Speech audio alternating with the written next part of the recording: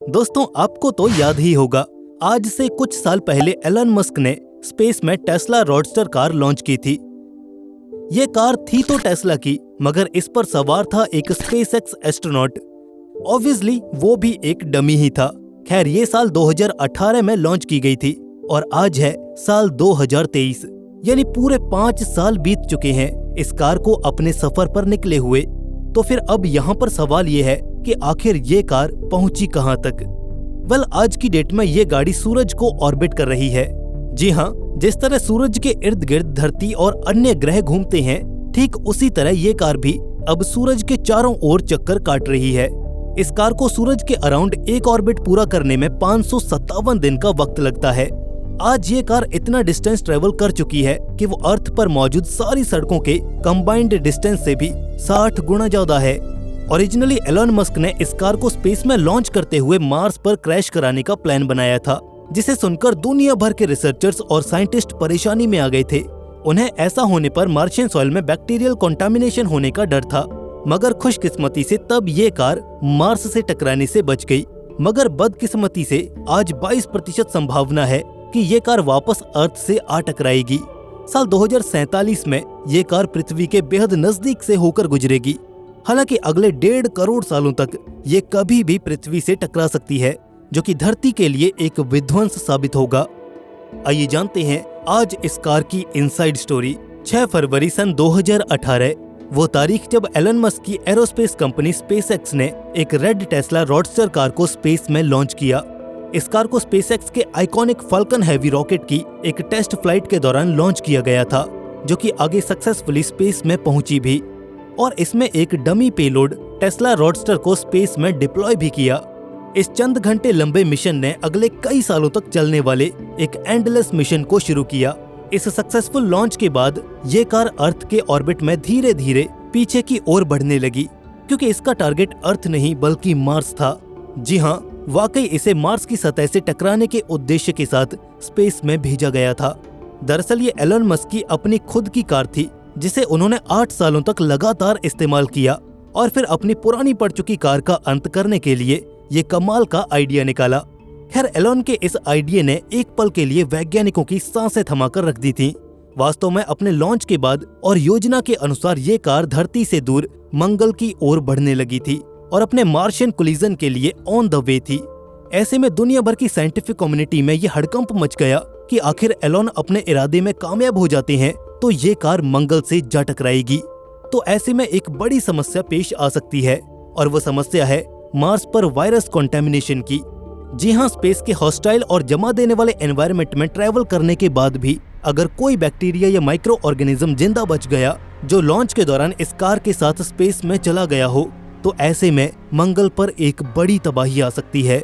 इस तरह का बैक्टीरियल कंटेमिनेशन मंगल पर एक नई लाइफ फॉर्म को जन्म दे सकता है, जो पूरी तरह से हम इंसानों के लिए अनजान और घातक साबित हो सकती है। इसके अलावा ये बैक्टीरियाज मंगल के इकोलॉजिकल साइकिल को डिस्टर्ब कर सकते हैं।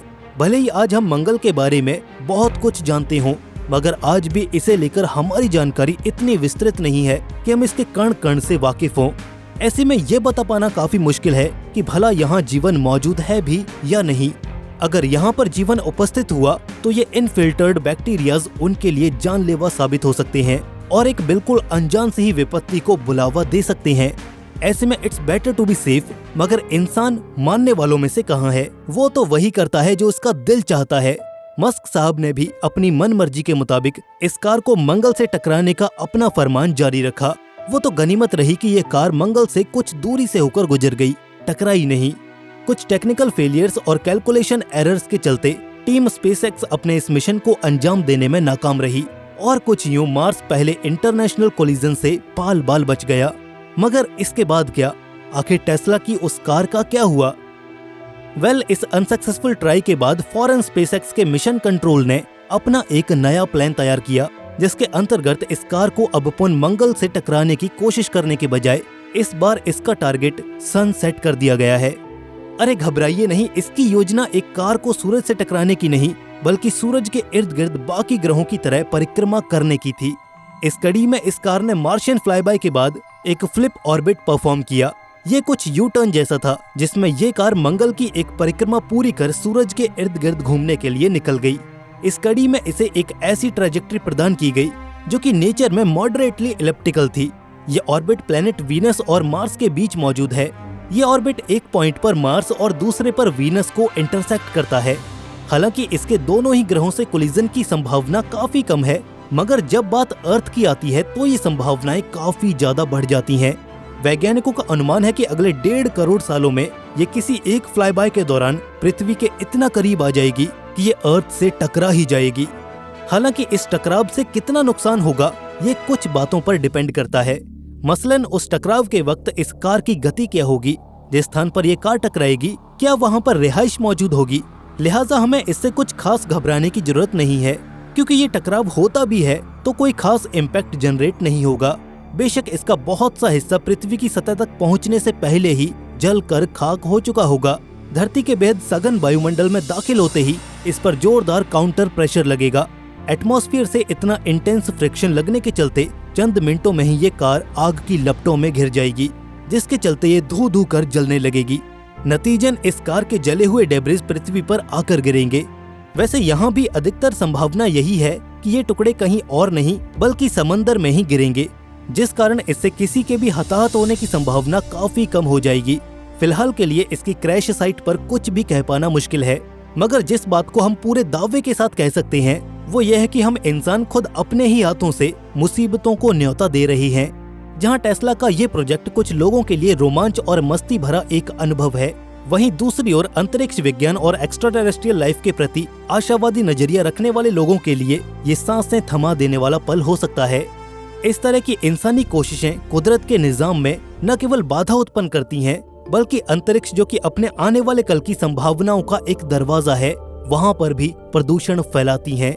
जी हाँ, अंतरिक्ष में प्रदूषण यानी कि स्पेस पॉल्यूशन आज एक बेहद अहम चुनौती बन चुका है। अंधाधुंध सैटेलाइट्स और रॉकेट्स की लॉन्चिंग ने स्पेस में मलबे और कचरे को काफी ज्यादा बढ़ा दिया है, जो आने वाले कल के लिए हमारे लिए कयामत भी ला सकता है। इस तस्वीर में बाईं यानी कि लेफ्ट साइड में दिख रही तस्वीर 1950 के दशक की है, जब इंसान ने अंतरिक्ष में अपनी पहली दस्तक दी थी। वहीं जो तस्वीर आप राइट में देख रहे हैं वो आज के डेट की है। आज बेकार पड़ी सैटेलाइट्स और रॉकेट्स के यूज्ड कंपोनेंट्स ने स्पेस में काफी गंद मचा दिया है। ऐसे में सोचिए, हर पल जब ये टुकड़े गोली की रफ्तार से अर्थ को सर्कल कर रहे होते हैं तो ये हमारे लिए कितने बड़े खतरे को आमंत्रित कर रहे होते हैं। ये वो सवाल है जो आज इस दुनिया की सभी स्पेस एजेंसीज और साइंटिफिक कम्युनिटी के सामने खड़ा है। कहीं हमारा भी वो हाल न हो जाए जो हमने मशहूर साई-फाई फिल्म ग्रेविटी में देखा था। अंतरिक्ष में लौह खंड का एक छोटा सा टुकड़ा भी किसी गोली के समान है। अगर आप इसके रास्ते में आए तो समझिए काम से गए।